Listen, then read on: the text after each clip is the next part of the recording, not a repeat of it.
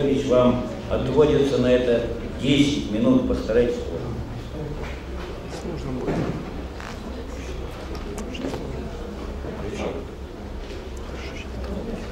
Международная стратеграфическая шкала операционной системы состоит из трех разделов семьи Инского, Даниловского, Нижнего, Варварского, Среднего, Канийского, Даильского, Рецкого. Эти же подразделения составляют общую стратеграфическую шкалу ТРИАС России.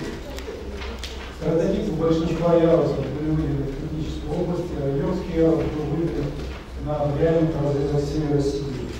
В настоящее время проводится ревизия ярусной шкалы ТРИАС, которая, с одной стороны, стимулировала комплексное изучение пограничных интервалов ярусов в различных регионах мира, а с другой привела к изменению положения некоторых границ в результате замены традиционных рубежей, определявшихся последних амоноидных комплексов на канадонтовые границы. Однако для совершенствования стратиграфической шкалы недостаточно определения положения границы в конкретном разрезе, но, безусловно,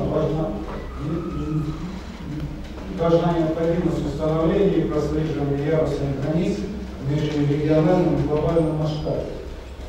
Особенно актуально это для территории северо-востока России, где значительные площади развиты выходы морских плясовых отложений вариабельного типа. В этом обширном регионе известны полные разрезы ТРИАСа, которые позволили создать детальную геостратиграфическую схему, состоящую из амоноидной зональной шкалы и увязанных с ней зональных шкал по наутилоидеям, источникам, моллюскам, канадонтам и фораминиферам. Здесь приведены схемы для трех отделов ТРИАСа. Сопоставление этой схемы со схемами других вариабельных регионов показало, что она является самой детальной и полной в пределах вариабельной области, и поэтому представляет первостепенный интерес для оценки корреляционного потенциала ярусных границ в разрезах циркумполярных районах северного полушария.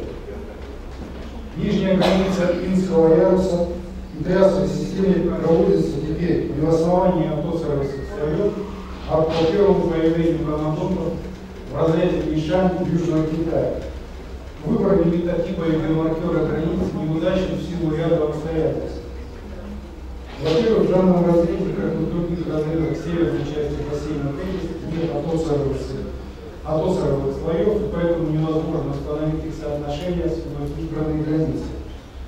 В южной же части Тетиса появление Киньорус Таурус приурочено либо к низам атосоровых слоев в зоне фисисулярной Южного Тибета и Центральных Гималаев, либо к верхней части в зоне Выборга и Кашмира.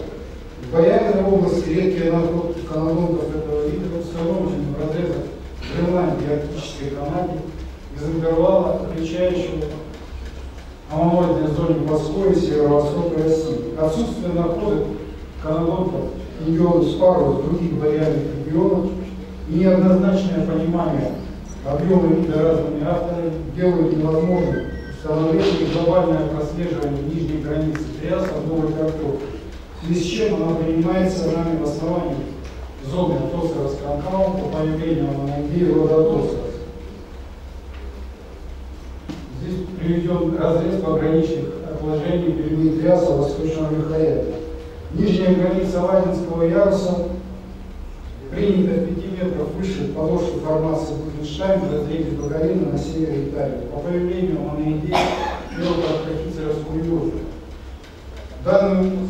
Данный уровень отвечает одному из существенных рубежей в эволюции амоноидеи появлению трахицерат и удобен для глобальной корреляции. Он хорошо прослеживается в разрезах Невады и Британской Колумбии в основании зон субасперов и матутинов, являющихся эквивалентными зоной Куриоли. На северо-востоке России нижняя граница Ладина условно по общим таксонам амоноидеи биологических двухсторонних и наутилоидеи непосредственно посылающих в слоях верхов Канизия устанавливается в основании зоны Орешки. Нижняя граница Канийского яруса принята в разрезе практических дисфлоров доломитовых Альпах Италии по появлению амоноидеи рода таксатина и вида таксатина канадензис в основании подзоны таксатина канадензис родовой зоны трахисия. Анализ распространения родов таксатина и трахисия в данном разделе показывает, что они характеризуют дискретные стратиграфические интервалы. Таксатины встречаются в нижней части подзоны, а трахисия сверху, в связи с чем отнесение подзоны канадензис и ее родовой зоне трахицерус и, следовательно, ее радикалийский возраст не имеет под собой достаточных оснований. Однако эта граница утверждена официально путем голосования и следует оценить ее коррекционный потенциал. Данный уровень хорошо прослеживается в центральных Гималаях, но недостаточно четко в других регионах. Он упирается в Британской Колумбии, в верхнюю подзону, зону Сутерландии, а в Неваде зону Пистаэль. На северо-востоке России новая нижняя граница Карния трассируется в среднюю часть зоны Мапудами, что обосновывается соотношением интервалов распространения видов контрастита с Мапудами и таксатина канадензис в типовых разрезах Канады.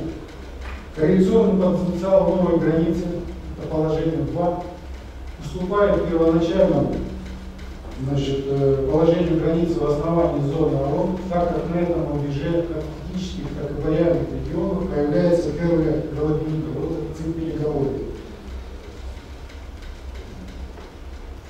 На северо-востоке России нижняя граница Карния в прежнем понимании, по моему мнению, совпадает с основанием зоны Лопучанику, в которой недавно были обнаружены амоноидеи рода трахицерус, показанные в фигуре 3.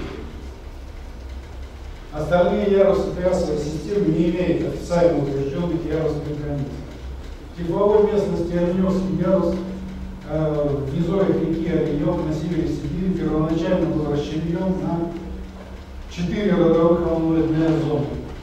Современная же шкала ярусов включает 15 биостротонов рамки зоны подзон справа и является одной из самых детальных и полных в мире, в связи с чем может по праву считаться не только реальным, но и глобальным стандартом Альнёвского яруса. Однако в настоящее время разрезы типовой местности практически исключены из рассмотрения в качестве возможного лимитотипа границы яруса. Основные усилия международной рабочей группы сосредоточены на изучении разрезов Гималаев и соляного кряжа, где нижнюю границу яруса предлагается совместить с основанием канадонковой зоны Вади. Однако, как считал Дагис, в разрезах восточного верхояния в бассейне Тампо известны полные непрерывные разрезы, пограничные близкие Альнёвского положения, представляющие большое значение для обоснования лимитотипа нижней границы Альника. Учитывая дискуссионность до реально-критической корреляции древнейших альнёвских положений, очевидно, что в настоящее время она может быть уверенно установлена только в тепловой местности и совпадать с основанием зоны Гималаев. Глобальным кандидатом на роль GSSP андийского яруса является разрез Вестник гора в Северной Добруши, где нижняя граница яруса совпадает с появлением канадонтов хиосилов и маренцев на амонидеи родов Паракардитес и Паракардитес, в основании слоев Паракардитес и Панитес. Военно-критическая корреляция нижнего низа осуществляется на уровне подъяруса через разрезы Северной Америки. И зона Таймерензис севера Сибири отвечает низам Анизия, Невади и нижней части слоев с Паракардитес и Панитес, западной части бассейна Текса. В настоящее время вдалеке от утверждения нижняя граница Норийского, Ирецкого и Усов. Нижняя граница Нория может быть принята либо в разрезах Британской Колумбии, либо в разрезах острова Сицилии и совпадать с основанием амоноидной зоны Керри, базальной зоны Норийского яруса Северной Америки, эквивалентной зоне Джендианус Альпийского региона. На северо-востоке России коррелятивом нижней части зоны Керри является зона Кинасовой по наличию общих таксонов амоноидей, наутилоидей и канадонтов. Наиболее вероятным претендентом на роль USSP Рейнского яруса является Рейнштейн-Бергхёфен в Австрии, где предпочтительным положением нижней границы РЭПа является положение 2, совпадающее с появлением канадонтов в языке Остгерштайне и амонидея рода Паракоплоцис. Чуть ниже в данном разделе исчезает последняя двустворчатая моллюска из группы Маммотисалинария. Данный уровень хорошо коррелируется как в фетических, так и в бариальных регионах по амонидеям, канадонтам и по исчезновению космополитного рода Маммотис. На северо-востоке России нижняя граница РЭПа проводится в круглой зоне охотников по исчезновению рода Маммотис. Таким образом, в настоящее время на северо-востоке России могут быть установлены границы всех ярусов триас-системы. Вместе с тем, для обоснования некоторых границ, принимаемых условно, а также для уточнения границ подъярусов, необходимо совершенствование зональных шкал по разным группам морской фауны. На основе дивизии монографического описания аммоноидей, наутилоидей, пелагических двустворчатых моллюсков, средних после триаса, канадонтов, раннифер. Важнейшим полигоном для проведения такого рода исследований, в том числе для обоснования генотипа Рейнского яруса и комплексирования кристаллографических построений с палеомагнитными и изотопно-стратиграфическими данными, является территория Яно-Калывской свлачной области, где известны мощные и полные разрезы морских прямых полей. Спасибо. Спасибо большое. Мы как перебрали, но почти было. Соответственно, времени на вопросы у нас не осталось. Следующий доклад.